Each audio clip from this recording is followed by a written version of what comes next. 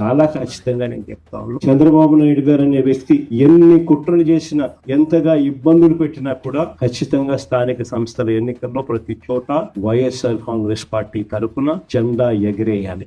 ఎక్కడైనా ఏకగ్రీవం జరిగింది అని అంటే మాత్రం దాన్ని నేను చాలా సీరియస్ గా తీసుకుంది. మరొకసారి మళ్ళీ చెప్తా ఉన్నా, అలా జరిగితే అది నియోజకవర్గానికి సంబంధించిన ఇన్ఛార్జ్ ఫెయిలియర్ గానే అది నేను భావిస్తాను అని మాత్రం ఖచ్చితంగా ఈ సందర్భంగా ప్రతి ఒక్కరికి కూడా తెలియజేస్తాను. ఎక్కడైనా కూడా కొన్ని చోట్ల మనకు ఒక గ్రామంలో ఎస్సీలే మనకు అండగా ఉండదు, అలాంటి గ్రామాలు కూడా చాలా ఉంటాయి. కానీ ఖచ్చితంగా ఆ గ్రామంలో ఎస్సీల నుంచైనా క్యాండిడేట్ రావాలి, స్థానిక సంస్థల ఎన్నికల్లో పోటీకి సిద్ధం కావాలి. ఆ క్యాండిడేట్ కు సపోర్ట్ మీరు చెయ్యాలి. ఆ క్యాండిడేట్ కు అనిపించాలి, నాకు వైఎస్ఆర్ కాంగ్రెస్ పార్టీ తోడుగా ఉంది, నా ఎమ్మెల్యే క్యాండిడేట్ నా చెయ్యి విడవలేదు, ఊర్లో డామినేషన్ తట్టుకోగలుగుతాను, నిలబడగలుగుతాను అని చెప్పి ఆ క్యాండిడేట్ అనిపించాలి. అప్పుడే రేపొద్దున జరగబోయే మీ ఎన్నికల్లో ఆ క్యాండిడేట్ అంతే కసితో మీకోసం తోడుగా నిలబడతాడు.